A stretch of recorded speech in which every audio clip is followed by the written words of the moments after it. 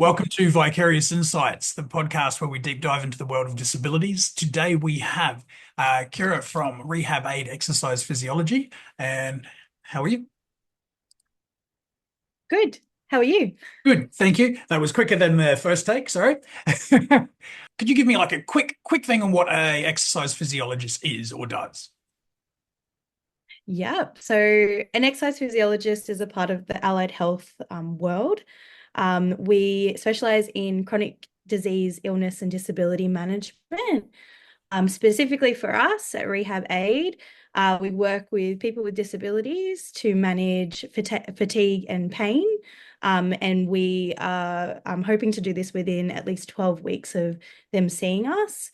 This is to just really help them sort of get maintain their independence, but also improve their quality of life to be able to do activities outside of the home, grocery shopping, hanging out with family and friends, and just being a part of community. So, yeah. Important stuff. What got you into exercise physiology? What was it that sparked your interest in this? Yeah, honestly, I started as an exercise and sports scientist and I was going into physiotherapy.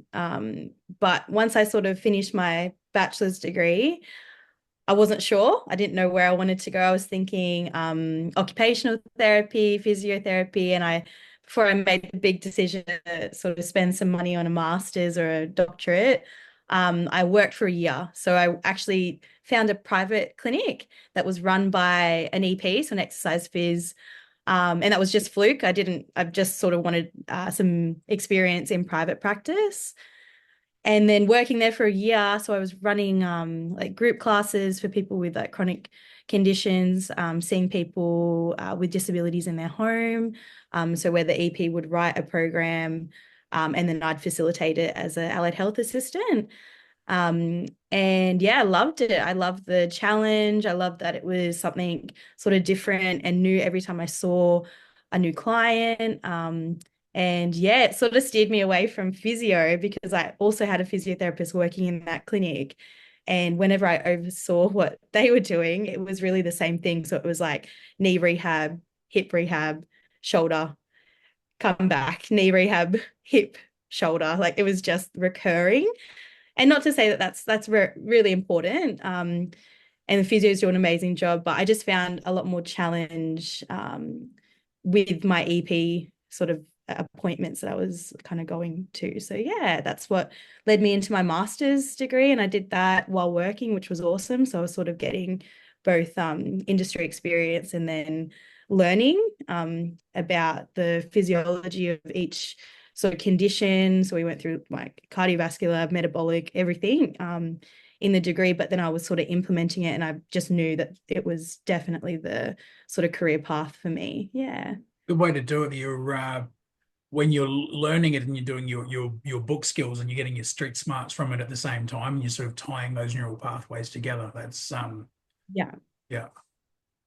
Yeah. It's honestly something that I would recommend to so many people because yeah, I didn't do that in my bachelor's. So obviously like you're fresh out of, well, I was fresh out of school. Like I just wanted to go to uni and have a good time. But I found that my second degree, I was so much more engaged and I was, in all honesty, after I finished it, I felt like I was a year ahead of my peers because I did that.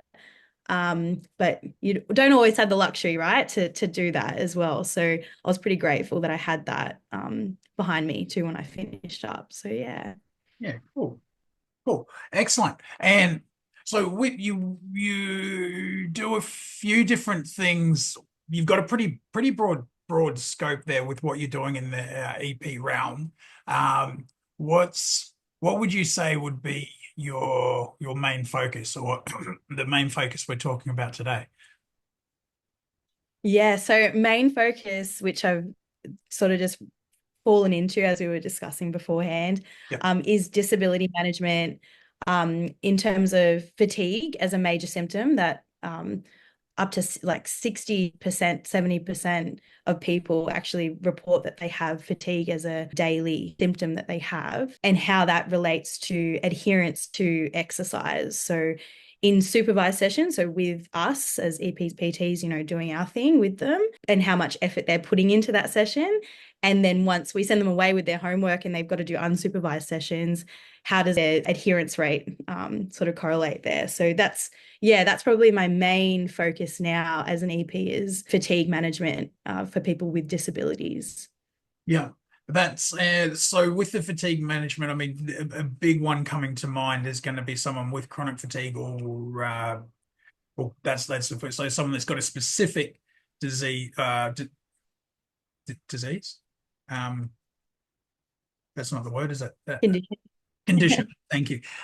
So with someone with chronic fatigue who's got a specific condition that's to do with fatigue, but it's going to spread out more than that. There's going to be other conditions that are going to cause fatigue, either from the condition itself, from the medication, from the mental load that they're going through dealing with whatever else happens. So do you have different ways to deal with each of them?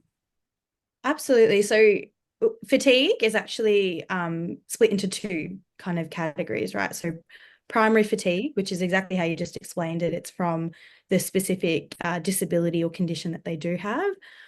For instance, a lot of our spinal cord injury clients that we see, it's because of that lack of the motor neurons and the damage that's happened that has correlated to them having the fatigue.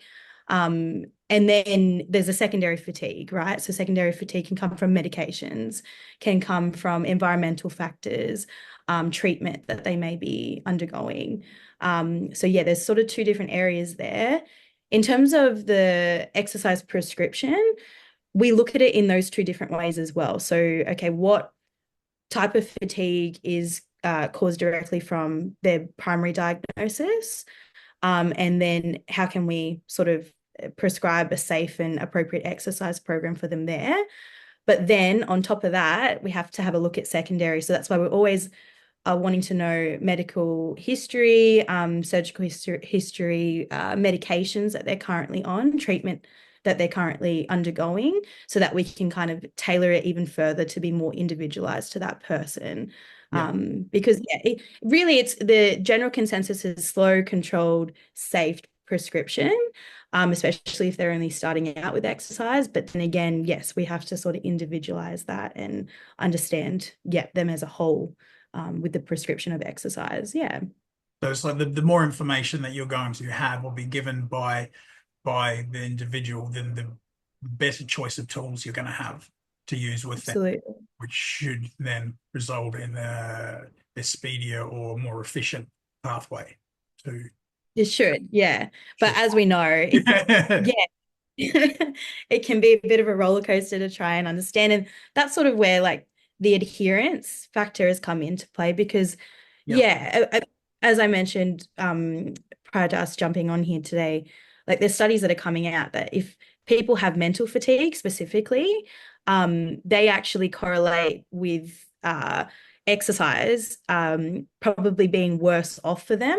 So they will choose to, so if they exercise, they will choose to sort of pull back on the amount of effort that they're actually putting into the session because they've assumed that that's going to cause more of a decline in their fatigue than sort of improving it and managing it.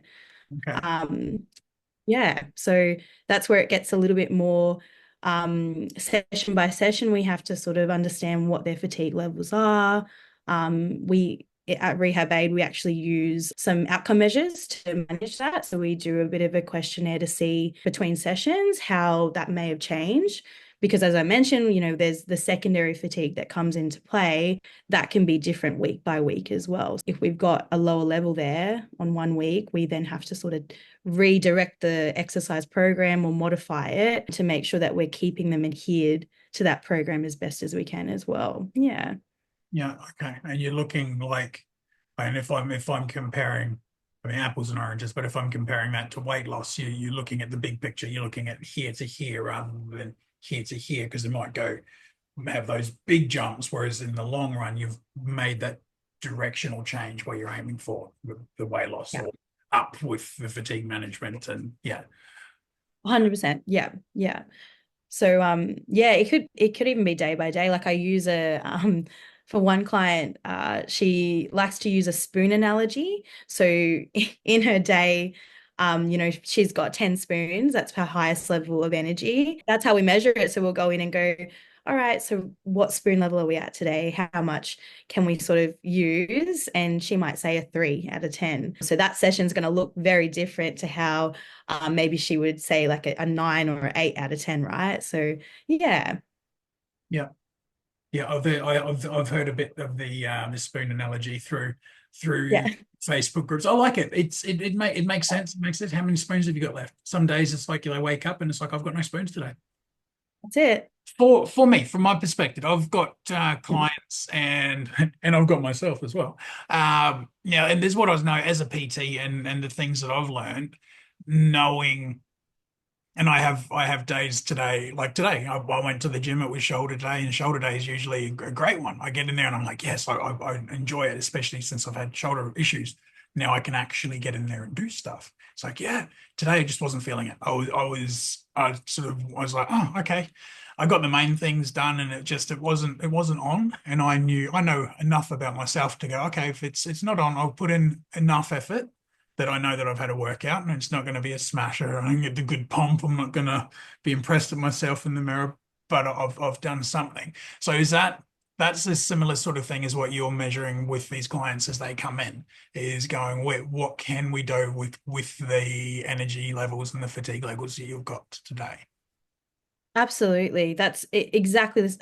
And I'm really glad that you brought that up because that is exactly the same with fatigue, right? So, physical function fatigue thing is we have to individualize it to that person and we have to understand, yeah, what they're feeling on that day, and what they're feeling throughout the week as well when we're not there. And maybe how can we adjust that? So, for instance, a lot of people will say that fatigue really hits them in the afternoons. A lot of people will say after, 2, 3 o'clock, they're not doing much. They're probably going to go have a lie down or sit on the couch and watch TV for the rest of the day, right? So it's about the management on how we structure their day to prioritize that exercise. So for that particular individual, I'm not encouraging afternoon or night exercise or physical activity because they're not going to do it. Yeah, so it's the same in general population as well. We've got to find what we enjoy. I enjoy working out in the morning. My partner enjoys working out in the afternoon a lot better. Personal preference, but it's also listening to your body and what is your body telling you. And there's no way that someone with high fatigue in the afternoon is going to be doing anything. So let's do it in the morning. Let's try and do it when we first wake up so it's completely, gone from our day after that. Eat the But yeah, eat the frog. you go. Oh, sorry, it's a book. Pardon? Brian Tracy book. Eat that frog. Yeah. Just get it done. Yeah, The worst thing done in the start of just the. get it done. Yeah, non-negotiable. With a lot of clients, we do calendars, we do on the fridge, on the phone, whatever it might be, reminders. If they need me to email them out of, the no extra cost or anything, it's just trying to get them to get into a routine, to hopefully increase that adherence to their exercise and their more movement really is what we're aiming for. So that was one of the things that I still remember. It was one of the things that they must have really drummed it in, but it made the most sense as what is the best workout plan, what is the best meal plan, what is the best plan, and it's the one that gets done. So that's what you're saying there too. It's like don't give them something in the afternoon if they're going to be tired. Give them something It's when they will do it. Yeah. yeah, that's it. Like if we're talking about stats, right? So 72% of individuals over the age of 15, they do it 16 to 85 years, they're not reaching exercise guidelines. And that's people with disabilities. 72% of our Australian population is not meeting it that have a disability. Probably about 50% for people without disabilities. So we're already working with a high statistic there, right? That are not meeting guidelines, which if we want to make it as simple as possible, 150 minutes per week of aerobic-based exercise is what we're trying to achieve. 30 minutes, 5 days a week is what our general consensus is. What is causing that high statistic? So there's a lot of factors, right? But fatigue is, like I said, 60% of participants are actually reporting that as a self-reported symptom that does not keep them motivated to think about exercise, do exercise to the right intensity or capacity. The biggest goal is increasing that movement capacity and trying to get people to move their bodies with structured exercise, or if it's encouragement of physical activity, which are two different things, right? Yeah. So yeah, yeah. Is it, do you, with your stats, do you know, is it, a couple of questions. Is there a difference between a physical and an intellectual disability there on the percentages? If are you aware of? That percentage, no, I think it's just general consensus of disability. I'd have to have a look with the comparison between physical and mental psychosocial. But yeah, what we see, and this is not going off stats or anything, is Anecdote. that our psych Yep. yeah, Yep. yeah, is our psychosocial clients definitely more higher in terms of non-adherence to exercise. And it is a struggle in those individual sessions that we're having with them to motivate them to continue to move their bodies. In comparison to our physical disability clientele that we do have. So that's just in terms of what we're seeing Yep. out in the field. Yeah, I was yeah. going to go with But I the think guys that you work with. Do you? So I'm always going to go off on tangents. Things intrigue me, and I'm like, "Ooh, what about this?" With the guys that you are working with that have the physical disabilities, would the majority of them be born with those disabilities, or if they happened during their life? no, ours is actually majority. It's probably a 50-50, if I'm Okay. honest. Yeah, it'd have to be 50-50. So most of my clientele that I'm specifically seeing, is it's happened during their life that because mine is usually I would see spinal cord injury clients and our psychosocial clients. So diagnosis has been after birth. But yeah, but in saying that, my staff member that does work, all of her clients are from birth, that they've had their disabilities, but they are younger population as well. So Okay. So again, population that I'm seeing. anecdotally, so just from what you see, are you seeing a difference in the adherence with the people that have had the disability their whole life versus the people that have had an injury that's caused the disability later on in life? Is there a difference there?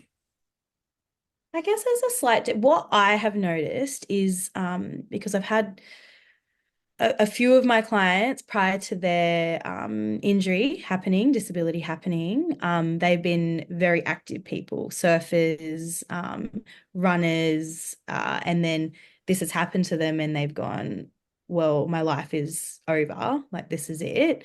And then setback in rehabilitation early on in their injury too has then caused them setback because it's now mental health has kicked in. Yeah. So I guess I see with those particular clients that I'm seeing, it's less adherence to the exercise. Yeah, which is it's I think it's more coming from the mental health side of things with that is why should I be doing this and what is the point? I have a physical disability. This is never going to get any better. That's sort of the Mm. conversations that we would be having, which is really hard because then you're sort of sitting there going, well, we need to do this. This is what we need to do every single week, twice a week, with some of them. And they're sort of just looking at you like, well, you're forcing me to do this. So it's a lot of education on the importance of it because the fact of the matter is once you have a physical disability, like a spinal cord injury, for instance, your risk of comorbidities, so cardiovascular disease and metabolic conditions, is much higher. And this is what we've seen. So when there's a lack of adherence because of mental fatigue, really, there's also diagnosis within that 5-year period, 5 to 10 year period since their injury that has caused the disability, that they do get diagnosed with cardiovascular conditions and metabolic conditions because they're not moving their bodies. Yeah. Yeah. Okay. It's interesting. That wasn't the answer I was expecting, which is cool. I love that. Okay, what did it answer your question though? I just want to Yes. make Yeah. Yeah. sure Yeah. I'm Yeah. No. No. I yeah, mean, yeah. I you come up with like, I'm like, oh, I think this in my brain. So you ask the question, you're like, my brain's like, oh, I was wrong. Which is good. It's good to be wrong. I was expecting that you might say something along the lines like, hey, these guys were surfers and stuff like that, and they were, professional athletes or whatever. And I've had this happen, and they're like, right, I'm gonna get back on the surfboard somehow, even if I have to do it on my hands. But Yeah. yeah, they've lost that thing that was there. Yeah. So the And mental this, got to come yeah. in.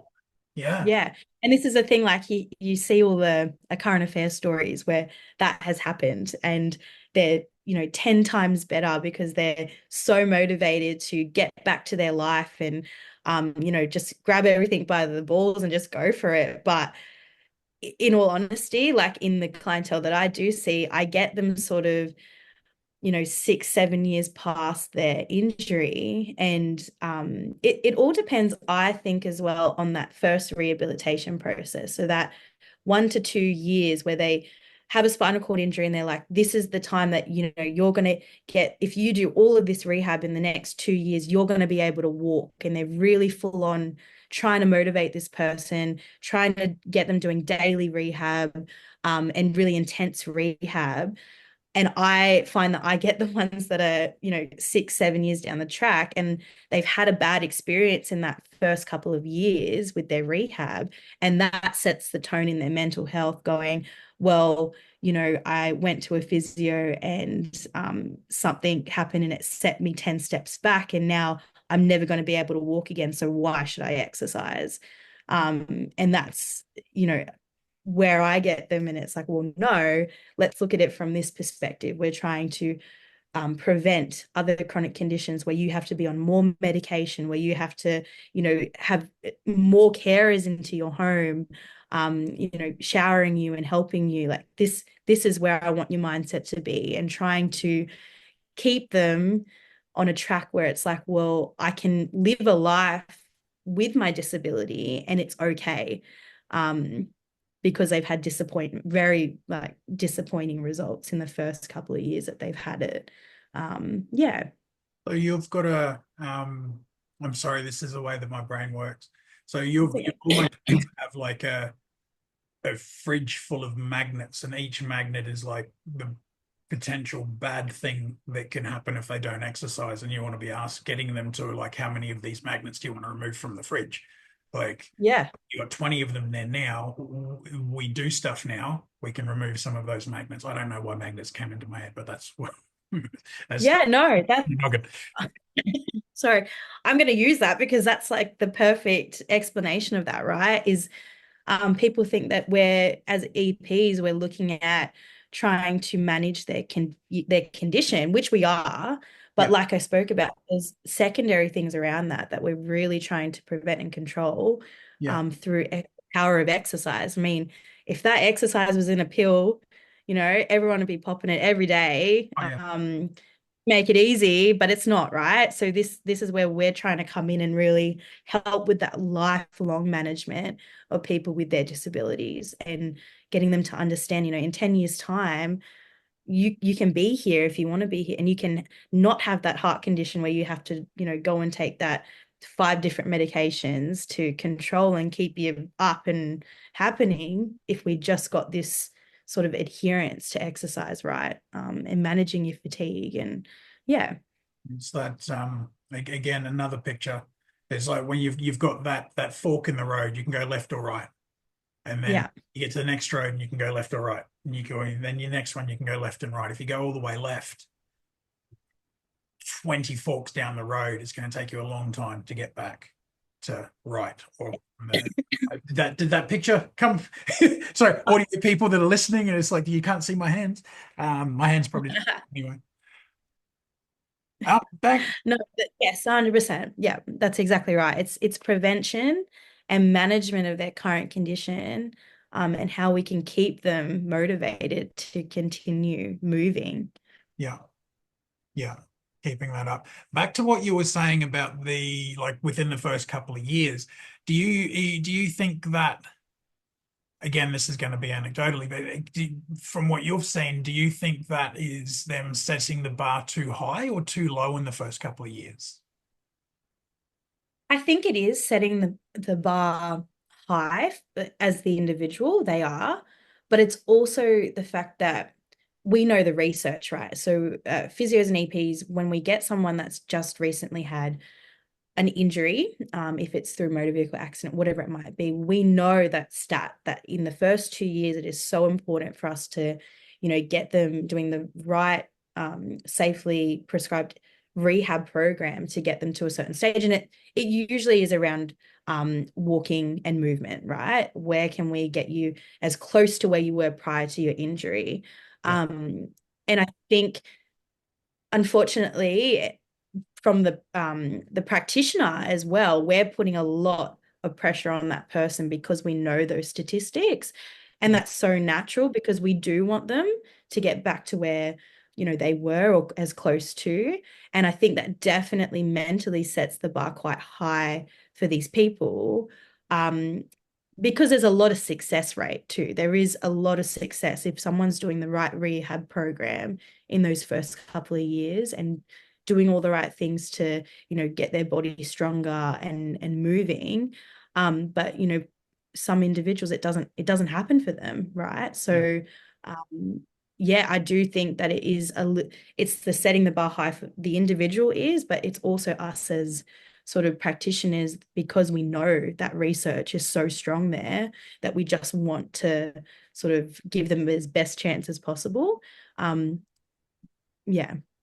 So you're needing to crack the whip and get the Yeah. carrot, and you're really trying to get them there, and then they get to that point, and if they haven't hit that thing, they're like, I'm a failure. This is shit. This is, and then that's the onset of, or a part of the onset of those other emotional and psychological things that are going to come in. Yeah. And And there's some rare cases too. Like, look, I'll share a story with you. So a long-term client of mine, this exact situation has happened to him. He got to the stage where he was walking with assistance in a rehab session with a particular practitioner. And it was not anyone's fault, really. But unfortunately, in assisted walking on a treadmill, his hip was broken. So he's had a spinal cord injury. That was probably 18 months into his rehab. He got back up and walking, still assisted, but walking. And then that has happened. So that has set him back physically because he had to then, from memory, had to have a surgery. Then it's months and months and months of rehab again for that hip. But it also sets back all of that progression that they had with the walking capacity as well. So strength is lost, everything's lost. It's starting back from square one. So you can only imagine what that has done for his mental health. yeah, and Um, demoralizing. Like just like I did all of this stuff right. yeah, Oh, yeah. And I so mean, it sets everything back, right? So there's personal things that happen that you're aiming for. I mean, at that time, he was wanting to walk his daughter down the aisle, and it didn't happen. That didn't happen for him, right? So there's things that are really out of our control as practitioners at times. But yeah, it's just mentally for that individual, they go, well, that's it. That was my only chance. Like, why should I even try again? Um, and you're hoping that they're going to take that other road and go, no, it's okay. It's a setback. It's just a bump in the road. Let me just restart again. It'll be okay. But for this particular person, it was the other direction. And I see him uh, twice a week to just get him moving in a chair now yeah, because he will not stand. He will not try and walk, nothing.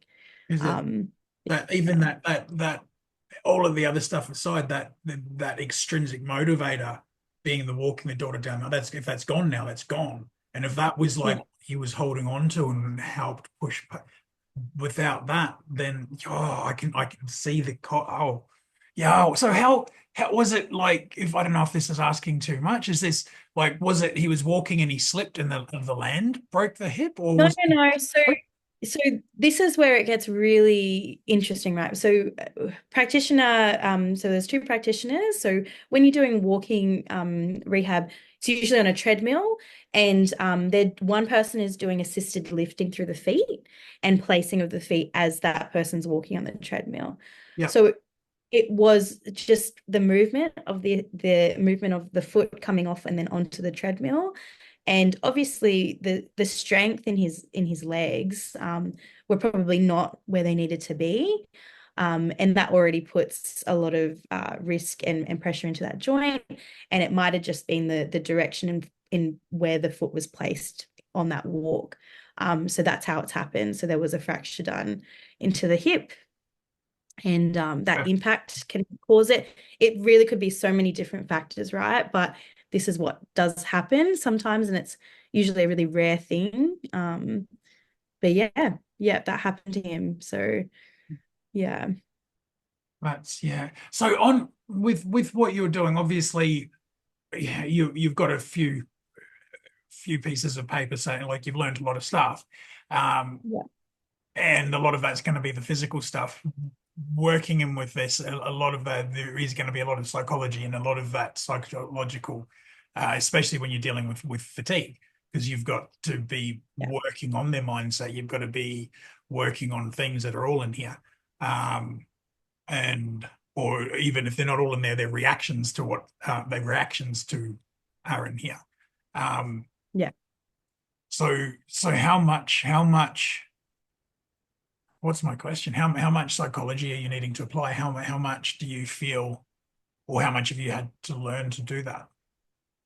It's probably been the most professional development I've done in the last 5 years is Yeah, actually the psychology around how even just conversation and keywords, and trying to just it. Like another example, like I had one lady that she wouldn't do any sort of balance training exercises because she felt like she wasn't old enough to be at that level to do that. So yeah, it's also just trying to find, I guess, the differences with triggers too. Like what in exercise is going to trigger them to not want to do the exercise, and what is going to trigger them to go, yes, I'm going to do this today because Kyra said that this is going to be really beneficial for me to be able to go see my grandkids and run around with them, in the afternoon today or something like that, right? yeah, Um, so yes, it's probably been the most mental fatigue and mental health, like care as well, I yeah, guess has been the biggest professional development area that I've done. Um, and yeah, that was something that, like, coming into this sector, that's what you definitely have to deal with clients. But I was probably a little bit naive to how much psychology is based around the sessions. And I think that's a consensus across all practitioners in the NDIS space, right? Is we have to sort of exercise physiology is my profession, but we have to have a level of psychology there to be able to connect with that person and understand them, to then be able to prescribe and do our primary job there. Yeah. yeah. I'd even in what I do, same thing. I think a lot Yeah. more of it is the cycle. Like I know how your body moves. I'm going to try and get your body to move that way. Why is it not? Is it Yeah. ethical, or do you just not want to? Or like where is that? So actually, I'm going to ask you what, because same thing. I always need to upskill. There's a lot of things that I do through feel. Like I'm like, I feel this is the right thing to do in this situation. I think this is going to help. I've done, a few courses. I've got a few bits and pieces in there to help with the mind stuff. Have you got any courses or any things that you would say would be good? I mean, I'm not The in the field, but we're in similar pathways. Yeah, and you've probably done them, right? So the biggest one I would recommend to anyone is getting mental health first aid done. Yeah, yeah, Going into this, I think it's an essential. In all honesty, I think it should be a requirement for yeah, people working in this sector, because that has helped a lot in terms of navigation of conversation.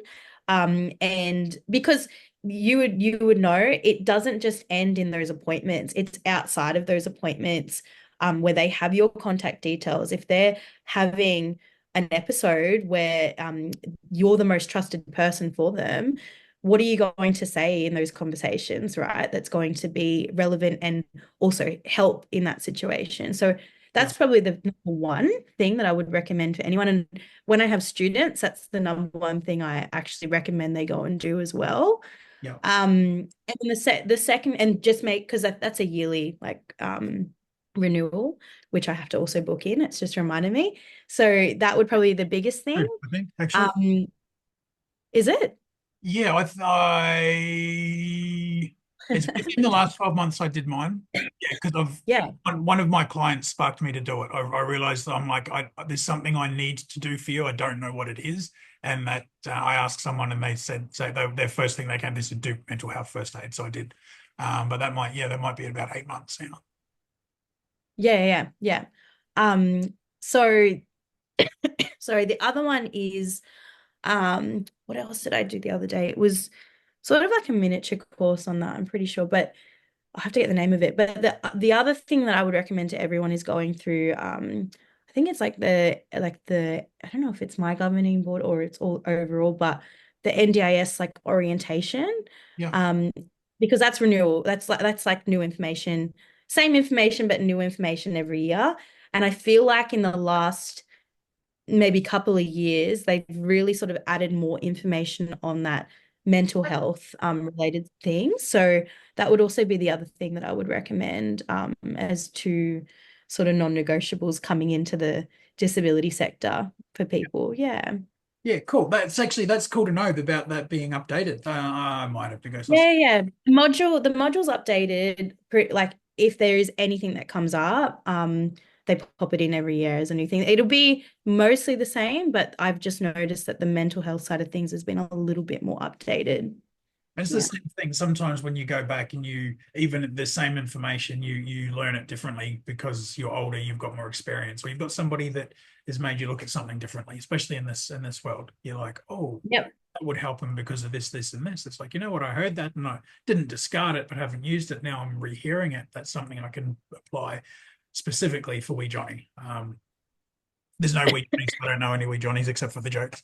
So with the fatigue management, the okay for myself, I've got clients. I've got a group of neurodiverse clients, and with different people, I'd say if anything, fatigue is probably more affected by anyone through anxiety and depression. With the Mhm. guys I've got, what Yep. would be something that you might apply in those circumstances? Yeah. So like the first thing would be is when is the fatigue? When are they noticing the fatigue the most, right? Yeah, And if this is something that they sort of can't really communicate with you, asking the carers and like non-formal carers around them, when yeah, are they noticing it the most? I think if that's the first thing that you can get under control. So for instance, if they say probably just after lunch because they've got a bit of a kick because they've got a little bit more energy with food in their tummy, then also discussing with them what their most preferred exercise would be or physical activity may be. They might say to you, I'd rather go and just do some gardening or just go and bounce the ball around at a park or something like that. So then that would be probably the most prime, most um, yeah, like you're going to encourage that over anything else because structured exercise is probably not going to work yeah, for your guys anyway. yeah. So what's going to be an activity that they're going to enjoy to do every single day that's promoting movement? And then that third thing, rolling into the third thing, is trying to get them to do it as often as possible. So we know that movement every day is the most effective. 30 minutes a day is the big consensus. So if we can get them moving for those 30 minutes doing an activity that they love, that would be probably the major thing that we would work on, especially in those early days, trying to get them to move more. Yeah, that's how we would structure it. The same thing. It's like anything. You adapt to the situation at the time and find what's going to work best. I just, as you're Yeah. saying that, I just thinking there's a couple of guys in the group, and I'm like, oh, you know what I could do? I could bring a virtual reality down for the days that they don't want to do it, because do that. But then I know everybody would just want to do that. I'm like, maybe the idea was there, and for a split second, I'm like, no, that would cause mayhem. But they Yeah, so would do the movement. I've watched this one young fella. He doesn't like to exercise. We went to Time Zone, and they've got this little. It's an Olympics game, but it's cartoony. It's like the Mario Brothers, but so they stand on the pads and they've got to jump over things, or they've got to run really fast yeah. with their feet, or they've got to pat something, or they've got to do it. And I'm like looking at this kid, and I'm like, dude, what the hell? Like, why do you never move like this in our exercise groups? And he's like, it's Mario. Like, you idiot. Like, I have to. I'm like, oh my God, all right, get some Mario down. But Yeah, that's like virtual reality, things of that nature. That's like such a big thing now. So, but like if that's something you can encourage him to do outside of your sessions, like if that's a possibility, or something along like similar, like the Wii and things of that nature, like that's a really good way to sort of get them moving without them feeling as if they're exercising. yeah, Yeah, what I was going to say though is your business is probably a step ahead of everyone in terms of this area, right? Because what we know is that if people are in a supervised environment, in a group setting, and they're at a convenient location for them to do an activity, it's like 80% more adherence rate that we see for people. So yeah. having that social aspect, having someone there that knows what they're talking about in terms of movement, safe movement, and yeah, just being able to be a part of a community Yeah. will bring more adherence. Even not even talking about fatigue levels, right? So yeah, I see that directly. I see yeah, that. Funnily enough, I started doing it was against what I wanted to do, but the guys encouraged me. We started doing like craft nights. I'm like, craft nights. I'm like, that's not PT. But so I'm like, look, you said you want to do it. We'll try it out. And you'll say you don't like it, and then we'll move on. And it's now their favorite thing. yeah, Oh, but watching the guys after starting the craft night, and they're getting that camaraderie, the community, like you said, and then they're coming out of that, and in the groups, they care a little bit more. They yeah, they know the other boys a little bit more, and they try a little bit harder to compete with them. Like yeah, those little levels matter. And then, I might fudge the rules a little bit to encourage one of them to win, and then they get that sense of winning. Um, yeah. but yeah, I'll digress. I get excited about my stuff. This is about you. No, Thank you. but I'm taking that. you probably notice, like if someone's away, they notice it as well. So they're sort of onto that really quickly too. And that would bring encouragement and motivation for that individual that maybe missed a session.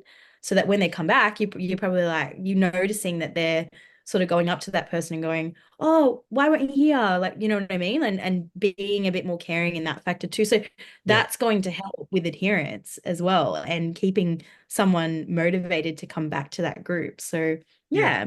Actually, yeah. One of every areas like, bro, I missed you. I haven't seen Yeah. you in so long. Yeah, yeah, straight up. Um, yeah. So do you have a different, is there a different model that you would apply to someone where it is physical fatigue versus the mental fatigue? Is that, Yeah. So same sort of structure. So we want to make sure that we find the time of day specifically that's going to be best for that person. Um, if we're talking about my spinal cord injury guys, it's usually sort of midday where they've sort of got out of bed, carers have got them out of bed. They've had a little bit of movement by getting up, and then they can kind of use that middle part of the day to have as much energy in their, like the spoons. They've got their sort of more spoons than usual. Yeah. And then in the afternoon, there's a massive decline. So from about 2, 3 o'clock, that's where we see it's just because they've used their body to their highest uh, sort of capacity in that middle part of the day, massive decline. So yeah, so we would sort of tailor it similar in terms of what we're trying to get information from them. So what's the best time of day? What's going to be your most preferred activity? Do you want me to leave a resistance band here in the kitchen so that you can see it and you just know you've got to do your upper body exercises today for 20 minutes? Or is it more about when a TV show comes on specifically and that triggers your mind to then be able to go through your exercises? Because usually they would sit in front of the TV and watch the same sort of shows. That's what I've noticed as well. Yeah. So yeah, just finding those little things, right? And then yeah, we move into more individual approach, like we would with any client, I guess. So um, usually my spinal cord injury, guys, is maintaining upper body strength with secondary lower body strengthening exercises if they're in the chair or not in the chair. It's very similar in terms of what we need from them, what information do we need, but obviously the prescription is a little bit different because it's physical disability focused. Yeah. And so with that, so how much like so if it's spinal cord and they've lost use of their lower body or parts of their body, Yeah. is manipulation still exercise? Like because the muscle's still moving, is that deemed as exercise or Yeah. Manipulation, what do you mean uh, by so I mean like that? if somebody else was moving his knee into flex like moving the leg around and Yeah. getting muscles to move and do something even though they're not the Yeah, yeah, absolutely. So it's still considered in that. I mean, we don't recommend that for entire sessions if they're able to independently move in some capacity. But yes, if that person didn't have the ability to yeah, actively move, I guess. So passively we would then move them and move joints and try and use things like resistance bands and ankle weights and things in those sessions, but us passively moving them. So yeah, that's all very much counts. Very much counts if we're contracting muscles, we're moving, and it probably doesn't look like 30 minutes straight of that, depending yeah. on the person. But yeah, yes, that does count. Yes. And if you're looking at the metabolic potential problems, then that is still doing something because it's blood flow and the muscles are getting used, moved, and stretched.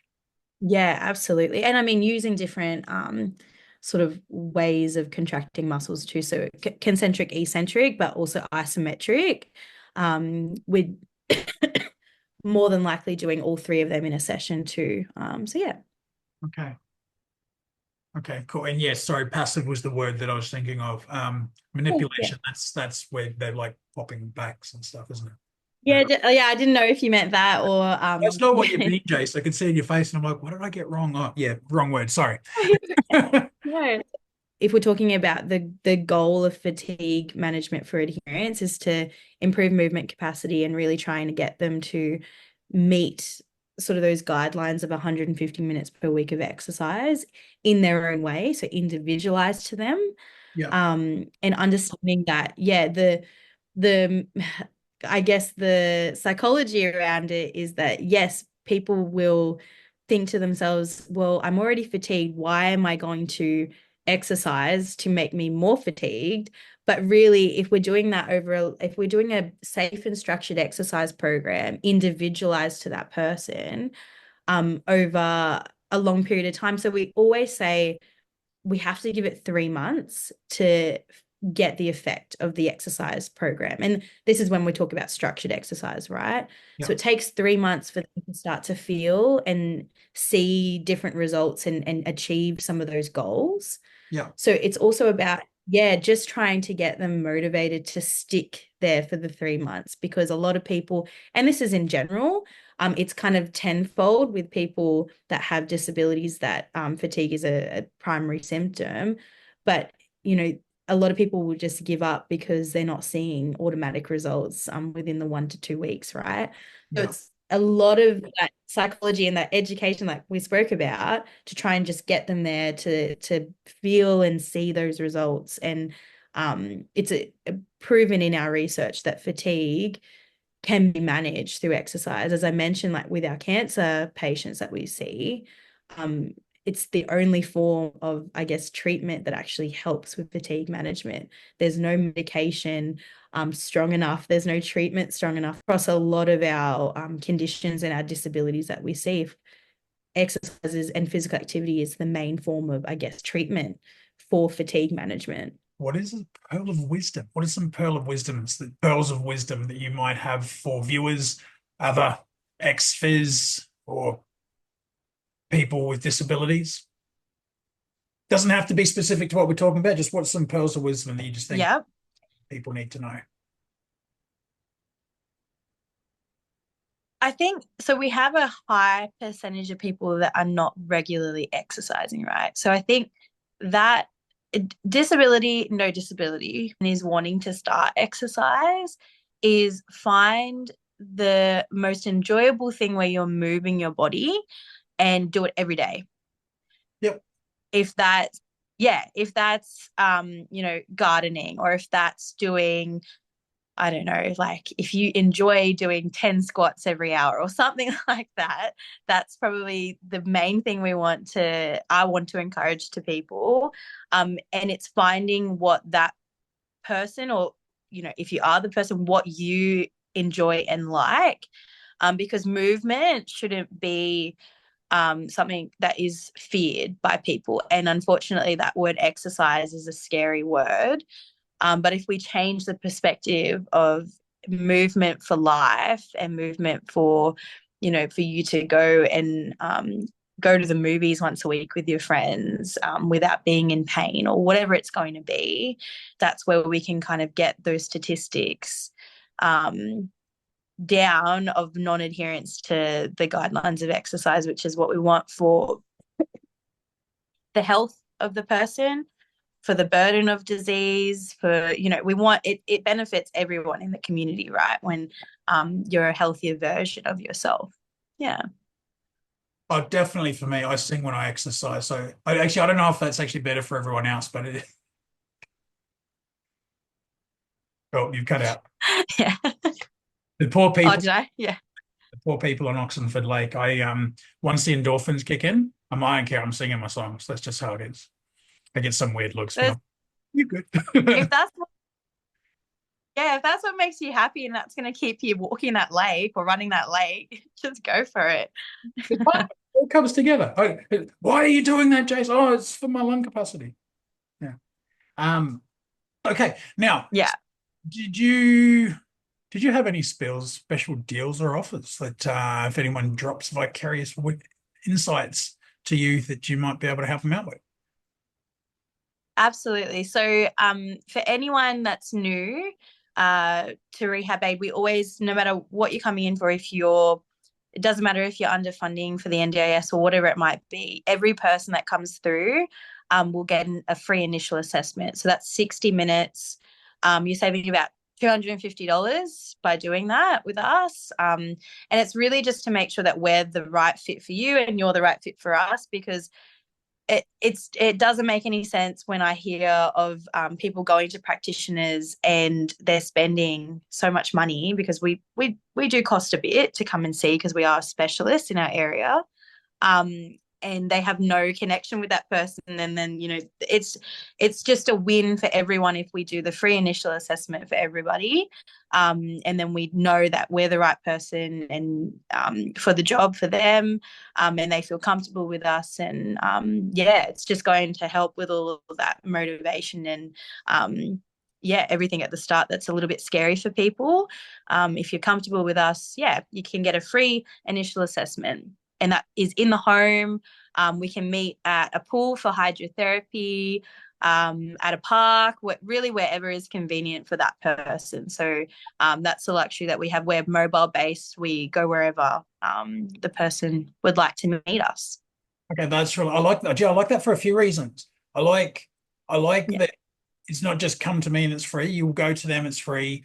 They can come to you, you can meet in different areas. But I also like that you're treating people on the NDIS the same as you're treating people that are not on the NDIS, which is Yeah, everybody.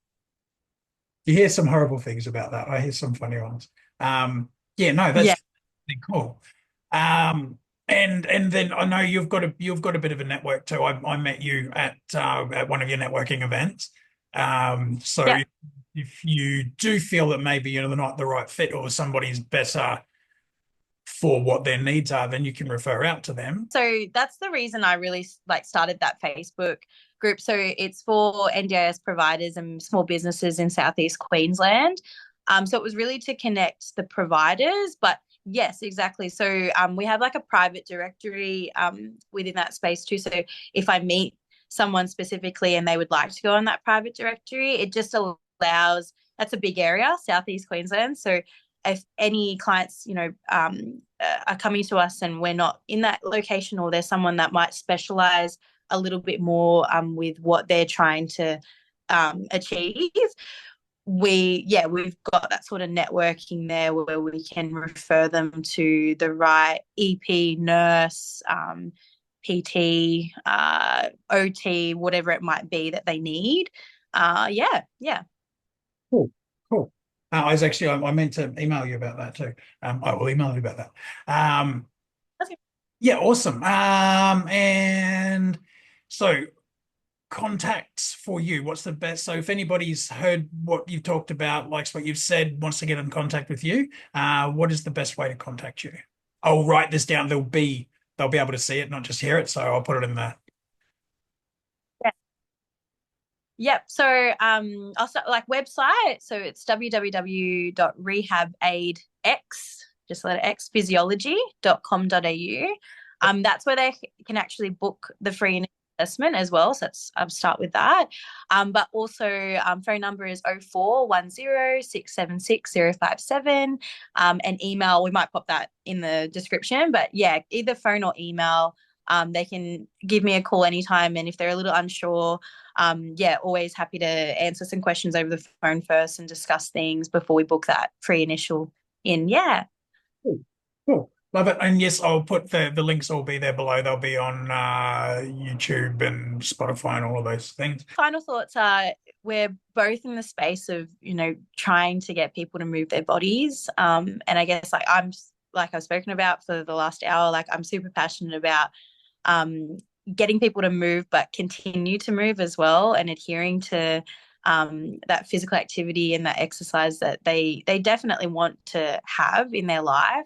But sometimes it's a lot easier to have someone there on your side, like us, along for the ride too. So I guess the biggest thing that I'd love for people to take home from today's conversation is that there's people out there like myself that can help to sort of navigate those really difficult, sort of challenging things that they're facing with their fatigue, and the sort of discrepancies around exercise when they have fatigue. So yeah. Cool. Awesome. I've enjoyed our chat. Yeah, I've me definitely too. a few things there, and it's yeah, I love this stuff. Anything that's going to share information, make everyone a little bit better, I think is always going to be a bit of a win. Well, thank you very much, Kyra, for joining us. So remember, at Vicarious Insights, we are all about learning and growing together. So if you have any questions, topics you'd like us to cover, or guests you'd love to hear from, feel free to reach out. Great. Thanks, Jay. We'll be out soon.